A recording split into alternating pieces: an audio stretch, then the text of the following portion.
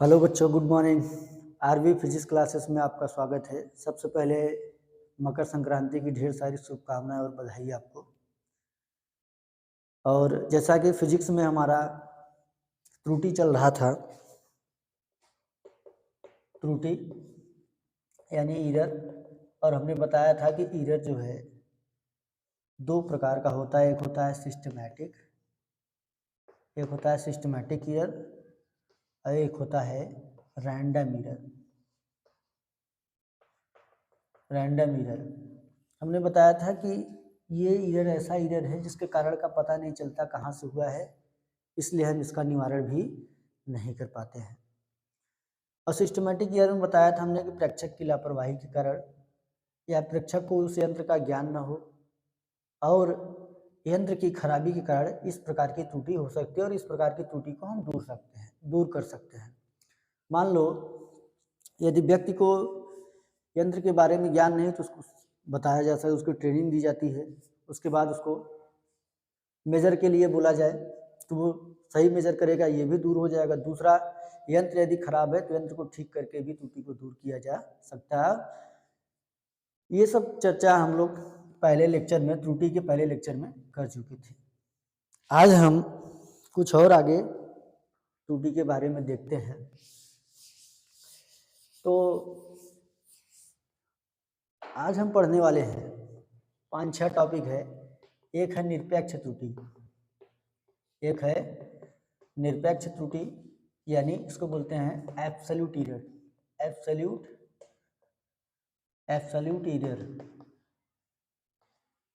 और दूसरा होगा आपका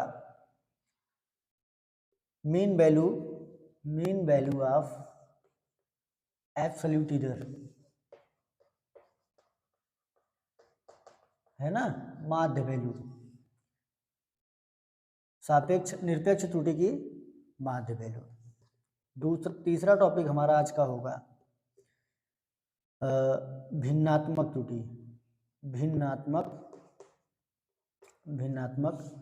त्रुटि यानी fraction error.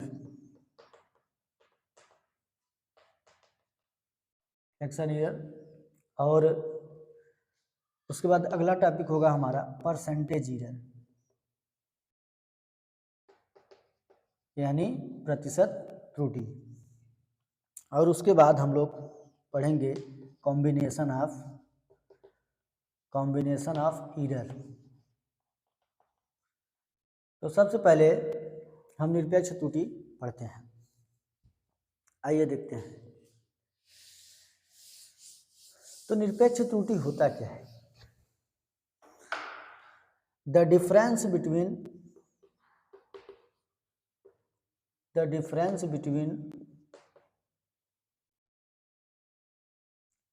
True value and measure value, है ना। इसका मतलब हम ये कह सकते हैं कि वास्तविक मान तथा प्रेक्षित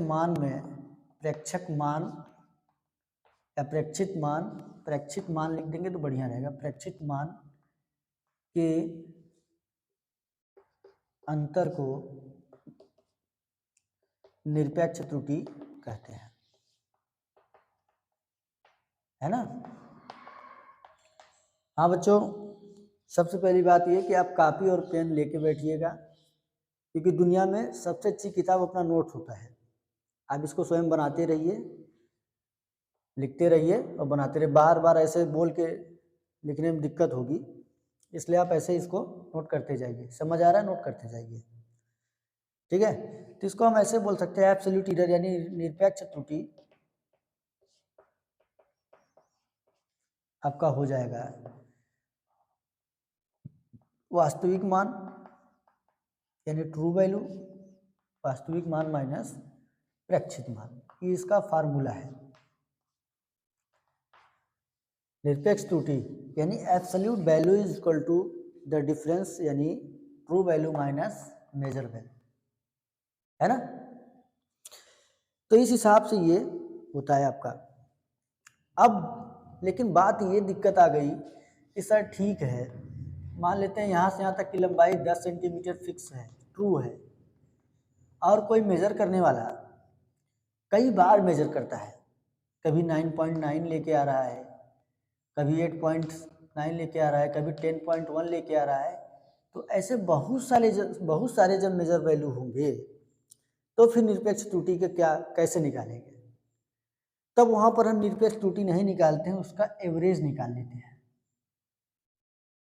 जो कक्षा 8 में 7 में आपने पढ़ा होगा, समांतर माध्य, पदों के योग बटे में पदों की संख्या, उसी का यूज करके हम उसको प्राप्त करेंगे और उसी को बोलते हैं मीन वैल्यू या एवरेज वैल्यू या एब्सोल्यूट मीन वैल्यू, है ना।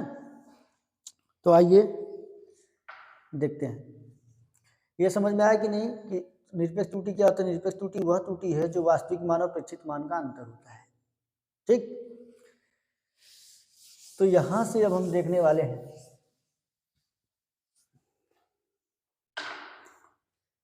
माना किसी प्रेक्षक द्वारा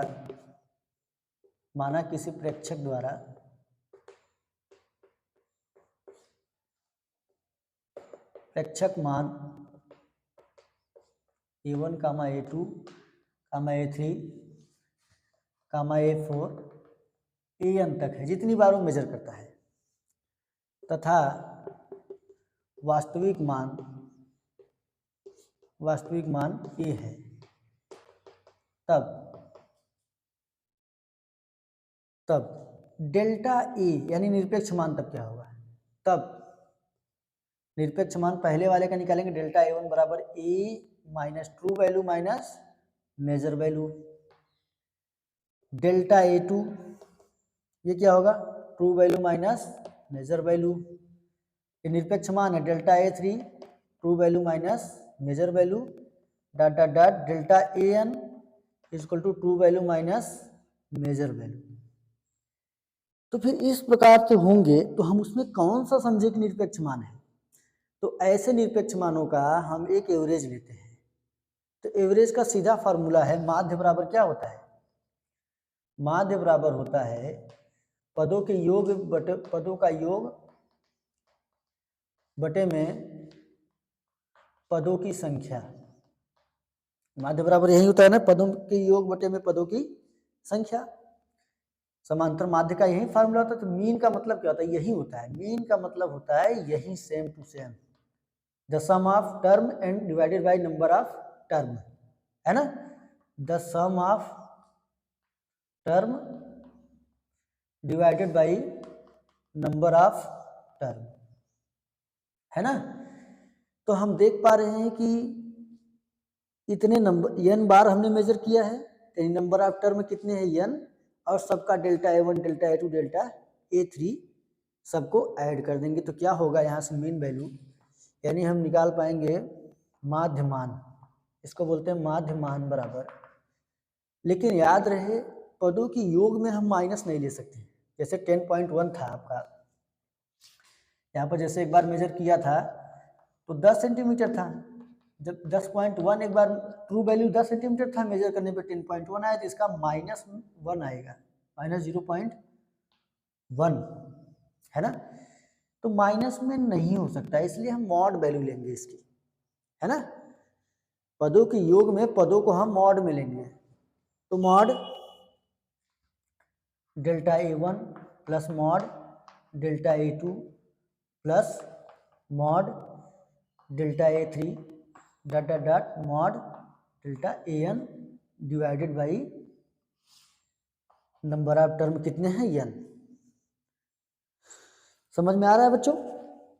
माध्य मान जब निकालते हैं किसी भी निरपेक्ष त्रुटि का या किसी भी त्रुटि का, तो जब ऐसा कब होता है? जब प्रेक्षक किसी भी वस्तु को बार बार मेजर कर रहा है और बार बार त्रुटि आ रही है, तो उसमें हम कौन सा मान लें? एक्चुअल मान नहीं प्राप्त है हमें, तो हम क्या करेंगे, जितनी बार वो मेजर किया है सबका एवरेज ले लेंगे, सबका बीच का ले लेंगे। तो एवरेज निकालने के लिए मीन वैल्यू चाहिए, तो मीन वैल्यू को ही माध्य मान बोलते हैं, है ना। तो इस प्रकार से हम इसको मेजर कर सकते हैं। और इसको समांतर माध्य वाले कैटेगरी में लिखना हो तो मीन वैल्यू यानी माध्य मान बराबर हो जाएगा आपका समीशन ऑफ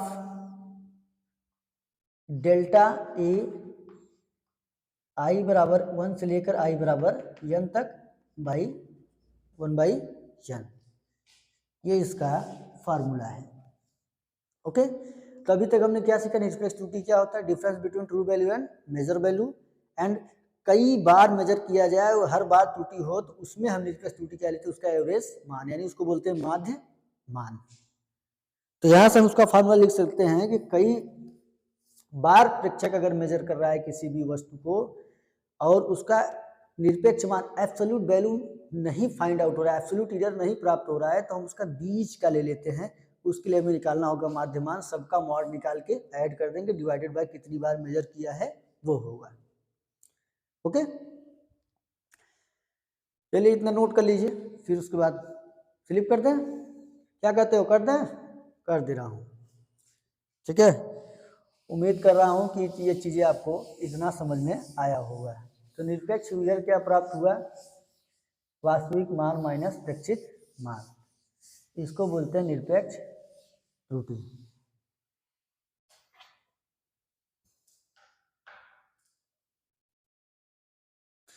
अब आइए पढ़ते हैं अगला हमारा आज का टॉपिक, सापेक्ष अथवा भिन्नात्मक त्रुटि। भिन्नात्मक त्रुटि ये क्या होता है, ये होता है द रेशियो ऑफ, इसको बोलते हैं फ्रैक्शन एरर, फ्रैक्शन एरर है ना। और इसका डिफिनीशन होता है the ratio of absolute value and true value. The ratio of absolute value and true value को क्या बोलते हैं, भिन्नात्मक त्रुटि, या ऐसे हिंदी में बोल सकते हैं निरपेक्ष मान तथा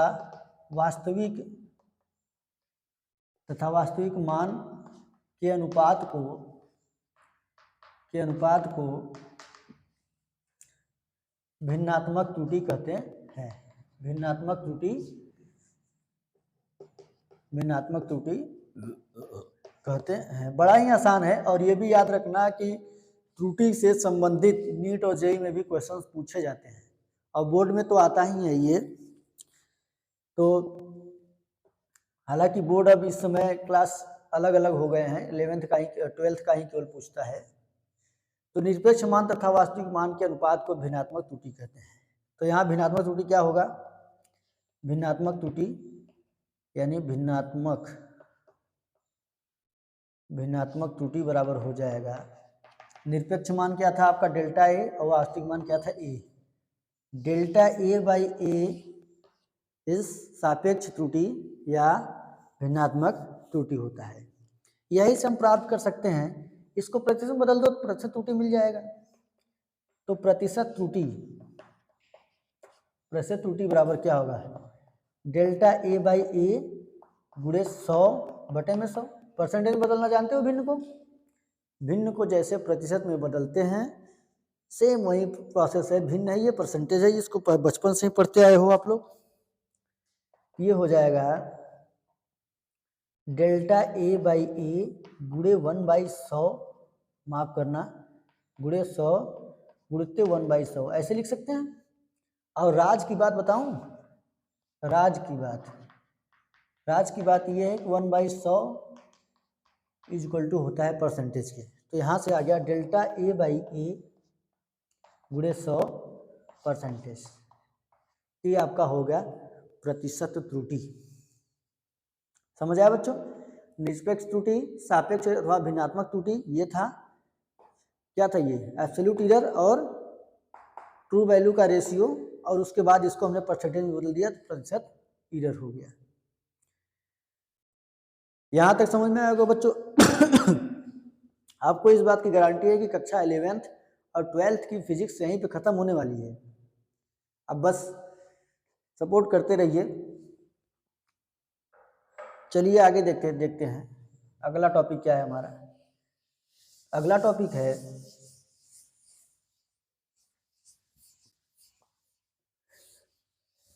combination of error. Combination of error है ना। कॉम्बिनेशन ऑफ एरर क्या है ये? यानी त्रुटियों का संयोजन। इसका संयोजन क्या है? त्रुटियों का संयोजन। तो त्रुटियों का संयोजन 3 प्रकार से मोस्टली होता है। पहला, जोड़ या घटाव में त्रुटि। अभी तक जो संयोजन था आप पढ़ रहे थे रेजिस्टेंस में, प्रतिरोध में, प्रतिरोधों का संयोजन श्रेणी क्रम और समांतर क्रम में खूब कर रहे थे। यहाँ पर हम पढ़ने वाले हैं त्रुटियों का संयोजन,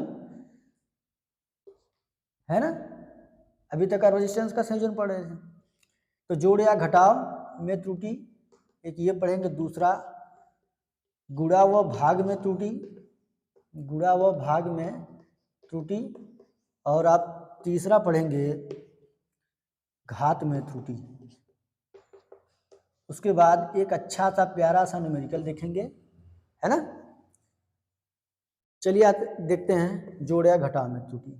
पहला क्या है? जोड़ या घटाव में त्रुटि। माना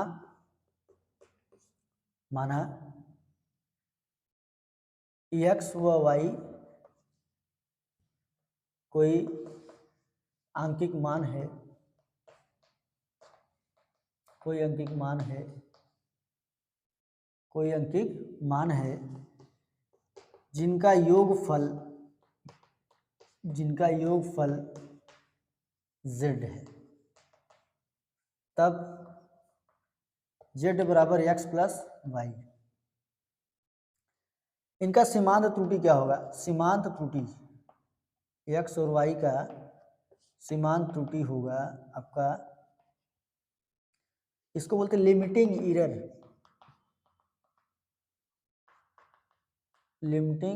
लिमिटिंग एरर। तो सीमांत त्रुटि होगा बच्चों z plus minus delta z। इसका z का प्लस माइनस z होगा सीमांत त्रुटि, और x का होगा प्लस माइनस x। मैं लिख दे रहा हूँ, z का प्लस माइनस z होगा डेल्टा, और प्लस माइनस डेल्टा x होगा x का, प्लस माइनस डेल्टा y होगा y का। तो यहाँ से हो जाएगा x plus minus delta x, यहाँ से हो जाएगा plus y plus minus delta y, है ना। तो यहाँ से z plus minus delta z, x और y एक तरफ रख दो तो x plus y plus minus delta x plus minus delta y। तो यहाँ से ये क्या है? z है, ये और ये कैंसिल हो जाएंगे, तो प्लस माइनस डेल्टा z। मैं यहाँ से बता दे रहा हूँ, चूंकि ये z है इसलिए ये पूरा और ये कैंसिल हो जा रहा है। तो प्लस माइनस डेल्टा z बराबर plus minus delta x plus minus delta y, है ना। अब मैक्सिमम एरर चाहिए अगर आपको, डेल्टा z मैक्सिमम यदि चाहिए, ये हो जाएगा delta x plus delta y। ये जोड़ या घटाव में त्रुटि है। जैसे जोड़ का निकाले हैं वैसे ही घटाना का भी आप निकाल सकते हो, ठीक है। बहुत ही आसान है। इसका लिमिटिंग एरर, ये आपको दिक्कत समझ में आ रहा होगा। तो जो लिमिटिंग मतलब लिमिट कितना है, कितना एरर हो सकता है। तो z का प्लस माइनस डेल्टा z लिया है, और x का प्लस माइनस डेल्टा x, और y का प्लस माइनस डेल्टा y। तो इस तरफ इसका और इस तरफ इसका सब में ऐड कर दिया। उसके बाद x और y हम देख पा रहे हैं कि z है, z से z cancel, plus minus delta z बराबर plus minus delta x plus minus delta y। यहाँ से मैक्सिमम जब लेंगे तो ये माइनस वैल्यू नहीं लेंगे, केवल प्लस का लेंगे, delta x plus delta y। जैसे जोड़ का हुआ है सेम इसी प्रकार घटाना का भी होगा। लेकिन ये आपको हम होमवर्क देते हैं, कर लीजिएगा अपने से। नहीं समझ में आएगा फिर हम कल इसको जरूर बताएंगे, अगले वीडियो में जरूर ये होगा, ठीक है। तो नोट कर लीजिए इसको, जोड़ या घटाने का त्रुटि हमें पता चल गया। अब हम आगे देखने वाले हैं गुणा व भाग में त्रुटि।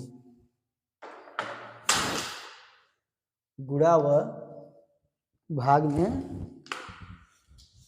त्रुटि।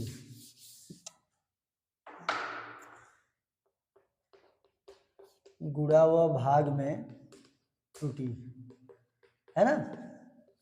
तो मान लेते हैं z कोई क्वांटिटी है, x और y दो इनका प्रोडक्ट है, x और y का प्रोडक्ट z है और x और y दो अंकिक मान है जो आपस में गुणा कर रहे हैं। इनकी सीमांत त्रुटि लेंगे, z का प्लस माइनस डेल्टा z और x का प्लस माइनस डेल्टा x और y का प्लस माइनस डेल्टा y।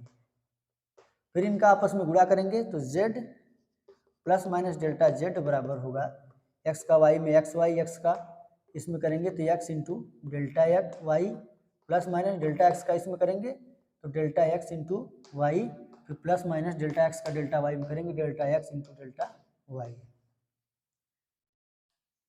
चूंकि डेल्टा x व डेल्टा y बहुत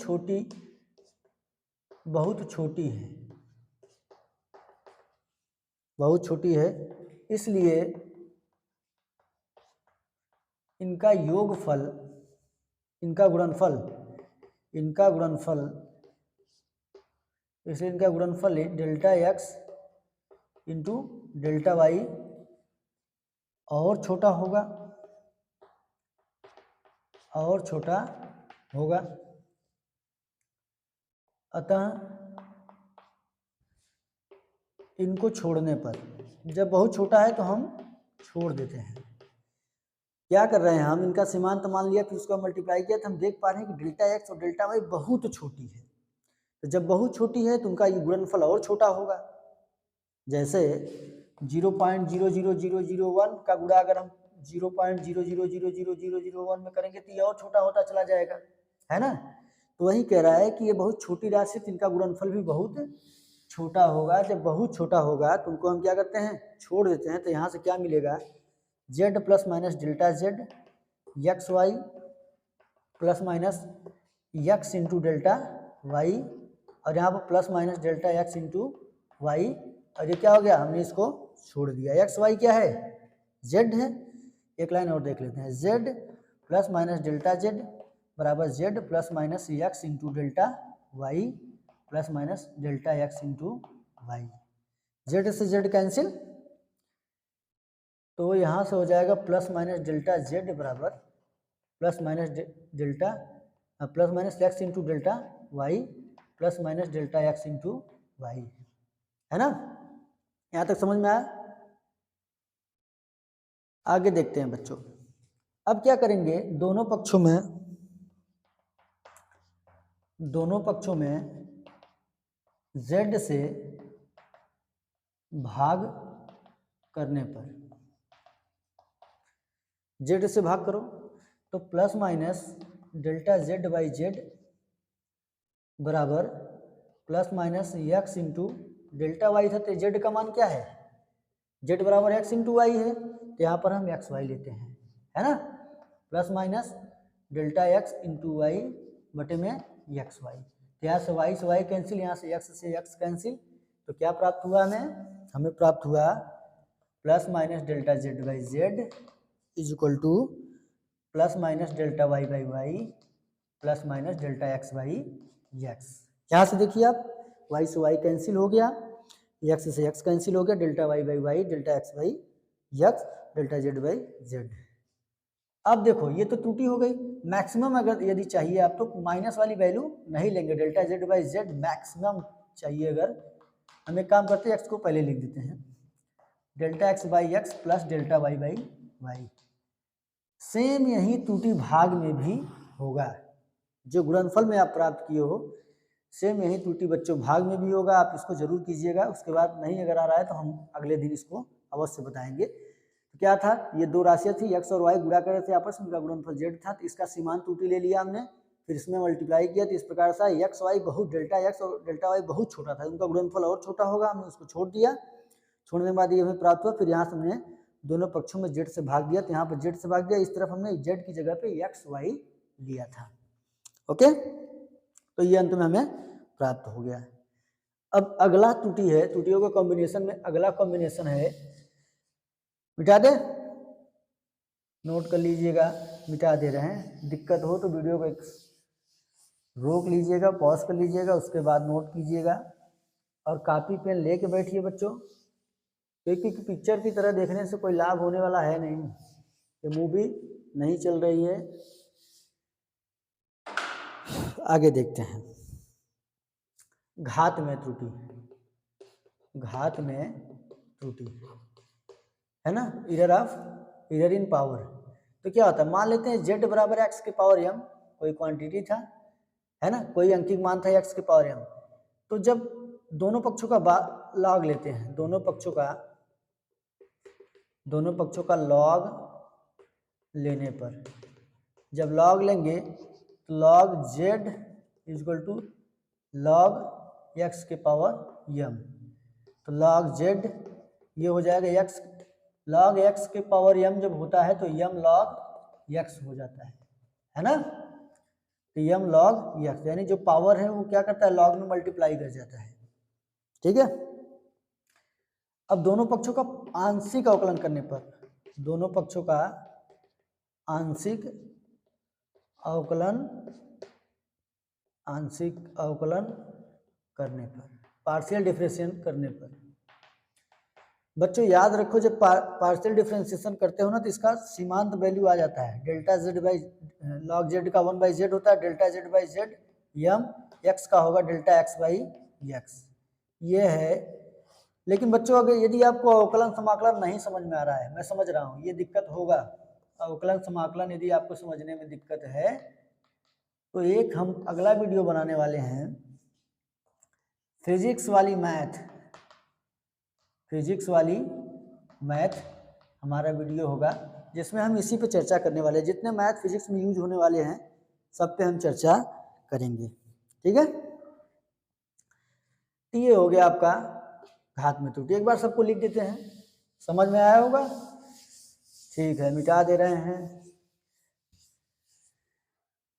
आइए देखिए, तो जोड़ में क्या था, डेल्टा जेड बराबर delta x plus delta y, गुणा में क्या था, delta z by z, maximum लिख रहा हूँ, delta z by z maximum, delta x by x plus delta Y by y, ये गुणा और भाग में था।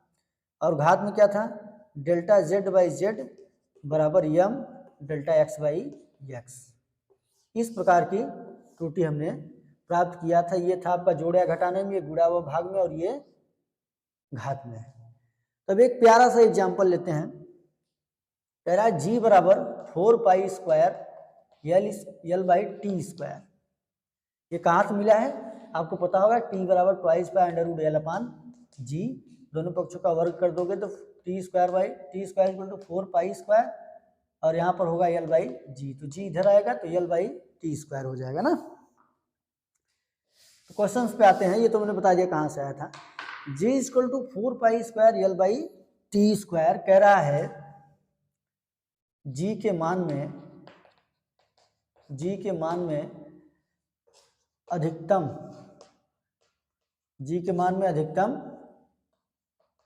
त्रुटि बताइए। तो हम क्या करेंगे, delta g by g, 4 pi square तो कोई मतलब नहीं है क्योंकि इसमें त्रुटि नहीं हो सकती, त्रुटि इसमें निकालना है जो हम मेजर कर रहे हैं, इसको मेजर नहीं कर रहे हैं। याद रखना, अंकिक मान जो दिया जाता है हम उसको नहीं लेते क्योंकि हम इसको मेजर नहीं कर रहे हैं, जिसको हम माप रहे हैं उसमें त्रुटि हो सकती है ना। 4 पाई स्क्वायर को थोड़ी नाप रहे हैं, हमें यल और टी स्क्वायर को नाप रहे हैं ना। तो ये क्या होगा, एक लाइन इसको जरा समझा देते हैं, एक लाइन थोड़ा सा और समझा देते हैं, उसके बाद जी बराबर 4 पाई स्क्वायर, हम इसको ऐसे लिख सकते हैं यल टी माइनस 2, 4 पाई स्क्वायर कोई मतलब डेल्टा जी बाई जी, यल का क्या होगा, यहाँ पर जेड बराबर एक्स वाई जब था तो ये हमने प्राप्त किया था, डेल्टा जेड बाई जेड, तो यल का क्या होगा, डेल्टा यल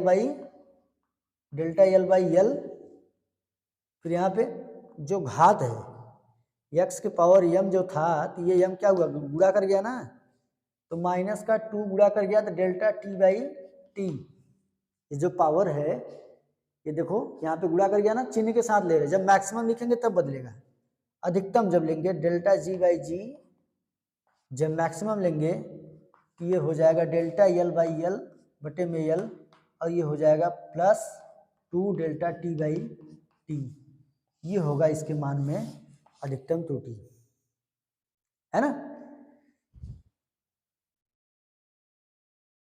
समझ में आ रहा है बच्चों? आ रहा होगा बिल्कुल। हमने क्या किया है कि यल और टी आपस में गुणा कर रहे थे तो हमने पहले गुणा वाला फॉर्मूला लगा दिया, फिर घात में यम था तो यम का मतलब 2 था तो 2 क्या हुआ मल्टीप्लाई करिए -2, जब मैक्सिमम लेंगे तो माइनस क्या हो जाएगा प्लस में हो जाएगा। मैक्सिमम इधर क्या होता है पॉजिटिव होता है ना, प्लस में लेते ताकि अधिकतम प्राप्त हो, है ना। ये चीज आपको समझ में आए। एक और एग्जांपल ले लेते हैं। क्षेत्रफल बराबर क्या होता है, ए बराबर लंबाई गुणित चौड़ाई। अब हमसे कोई कह दे कि ए में अधिकतम त्रुटि बताओ, ए में अधिकतम त्रुटि बताओ, delta A by A maximum.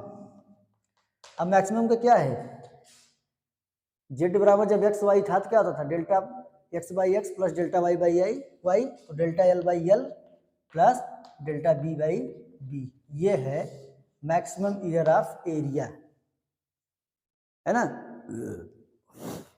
समझ आया कि नहीं, समझ में आया होगा। एक एग्जांपल लेते हैं मैक्सिमम। चलिए अच्छा आज के लिए बस इतना ही बच्चों, कल हम इस पर ढेर सारे सवाल लगाएंगे, ठीक है। यदि आपको ये वीडियो आपके काम में आ रहा है, आपको समझ में आ रहा है तो लाइक और सब्सक्राइब जरूर करते रहे ताकि पता चले कि आपने वीडियो में कुछ समझा है ना।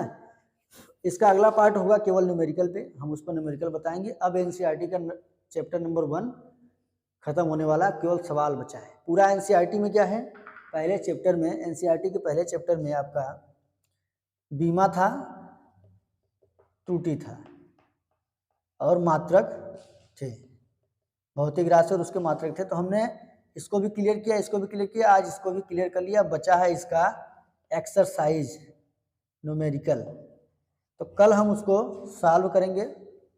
ऐसे ऐसे एग्जांपल्स अच्छे अच्छे मिलेंगे, ठीक है। चलिए ठीक है, अच्छा उम्मीद करता हूँ आपको समझ आया होगा।